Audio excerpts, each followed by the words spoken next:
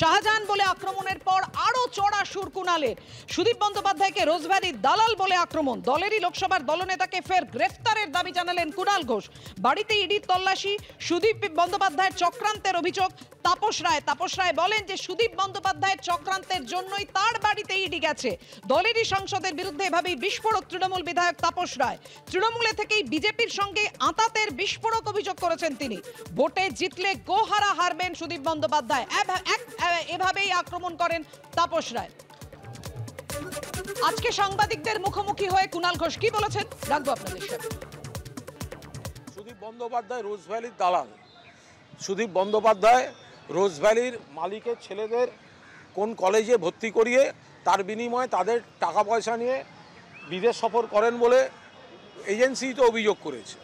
তো সুতরাং তো রোজভ্যালির দালালকে রোজভ্যালির দালাল বলবো না তো কি বলবো। আর সুদীপবাবুর অভ্যাস হচ্ছে রাত্রে বড্ড নেতা নেত্রীদের হোয়াটসঅ্যাপ করেন, ন্যাগিং টাইপের প্যান করেন। এই যেমন জেলা সভাপতিটা তাপস রায় ছিলেন, উনি মমতা বন্দ্যোপাধ্যায়ের কাছে আবদার করে, আর একটা 78-79 বয়সী লোক যদি প্যান করে তো লোকে দিয়ে দেয়। তো এই করে উনি যদি আবার আর একবার ক্যান্ডিডেট হন তো হবেন, তখন তার হয়েই খাটবো আমরা সবাই, আমরা তো কর্মী। কিন্তু তার আগে আমরা তো দলের নেতৃত্বের কাছে আমরা এটা বলতেই পারি যে মহিলা ক্যান্ডিডেট দেয়া হোক। না, শশী পাঁজা একজন দক্ষ মন্ত্রী হিসেবে এবং প্রাক্তন সাংসদ অজিত পাঁজার পুত্রবধূ, ফলে এই যে একটা মানে স্মৃতির ছোঁয়া অজিতদার প্রতি কর্মীদের আবেগ, সেটাও একটা কাজ করছে। নয়নাদি যদি বিউটি পার্লার সামলে বাকি সময় দিতে পারেন তো দাঁড়াবেন, কেউ তো বারণ করছে না। অর্থাৎ চড়া সুরে আক্রমণ করেছেন কুণাল ঘোষ। উত্তর কলকাতায় মহিলা প্রার্থীও এটাও যেমন বলছেন এবং প্রার্থী কে হবেন সেটাও বেঁধে দিচ্ছেন, নাম করে দিচ্ছেন শশী পাঁজার। আর তাপস রায়ও একই সুরে আক্রমণ শানিয়েছেন সুদীপ বন্দ্যোপাধ্যায়ের বিরুদ্ধে এবং উত্তর কলকাতায় প্রার্থী হলে তিনি যে গোহারা হারবেন সেটাও বলে দিয়েছেন, পরাজয় নিশ্চিত। কি বলেছেন তাপস রায় দেখুন।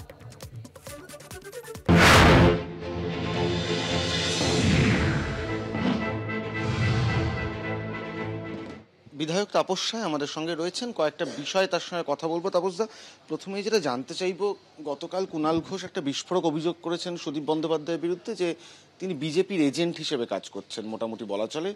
তাকে হারানো আর বিজেপিকে হারানো একই ব্যাপার, আপনার কি বক্তব্য? কুণালের কথা কুণাল বলেছে। কুণালের নিশ্চয়ই রাজনৈতিক একটা অভিজ্ঞতা তো আছে, প্লাস ও সাংবাদিক, সুতরাং ও তার অবজারভেশন পর্যবেক্ষণ থেকে যেটা বলার বলেছে। আজকে সকালবেলা কুণাল ঘোষ আবার টুইট করেছেন যে ভুবনেশ্বরে যখন তিনি সুদীপ বন্দ্যোপাধ্যায় কাস্টাডিতে ছিলেন অ্যাপোলোতে, তার অ্যাকাউন্ট থেকে বিল মেটানো হয়েছিল। পুরো বিষয়টা তাকে আবার গ্রেফতার করে তদন্ত করা উচিত। এ তো সাংঘাতিক অভিযোগ, ভয়ঙ্কর অভিযোগ। কুণাল একটা দায়িত্বশীল, দায়িত্ববান রাজনৈতিক কর্মী এবং সাংবাদিক। এই সমস্ত নিজের এত ছিদ্র রেখে, লুফোলস ড্রব্যাকস যাদের আছে, তারা লোকের পেছনে লাগে কেন? এবং এটা জানে না কেউ তা না। দলের সর্বস্তরের সমস্ত নেতা নেত্রী কর্মী সবাই এসব ওর সম্বন্ধে জানে। ও তো বলেছিল না তৃণমূলটা উঠে যাবে, ওকে 6 বছর সাসপেন্ড করার পর অন্য দলে চলে গেছিল না? সুব্রত মুখার্জিকে হারিয়ে তৃণমূলের বলেছিল না যে আমি হেরেছি তো কি হয়েছে, তৃণমূলকে তো হারিয়েছি, সুব্রত মুখার্জিকে হারিয়েছি।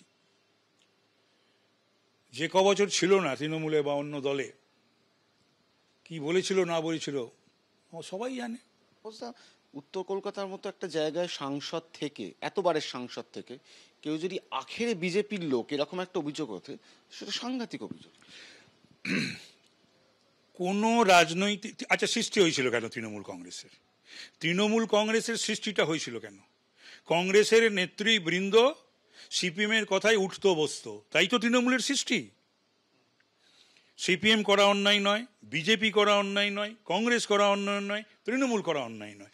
কিন্তু একটা দল করে আর একটা দলের স্বার্থ রক্ষা করা, খবরাখবর পাচার করা, সেটা পাপ, সেটা অপরাধ। এটা ওই 72-এর আর 72-এ যারা 72-এর এবং 72-এ যারা তারা ওই সিপিএম এর সঙ্গে এটা মেনটেন করতো। আর এখন তৃণমূলে বেশ কিছু আছে যারা তৃণমূলের খাচ্ছে পড়ছে সব কিছু উপভোগ করছে, কিন্তু অন্যান্য রাজনৈতিক দলের সঙ্গে যোগাযোগ রাখছে এবং সেটা কিন্তু অহংকার করে জাহির করে বলে। উত্তর কলকাতার সাংসদ একই দোষে দুষ্ট বলে আপনার মনে হয়? 100 বার, একবার নয়। উত্তর কলকাতায় যদি এবছরও সুদীপ বন্দ্যোপাধ্যায় প্রার্থী হন, তার প্রভাব কি পড়বে বলে মনে হয় আপনার? গোহারা হারবে।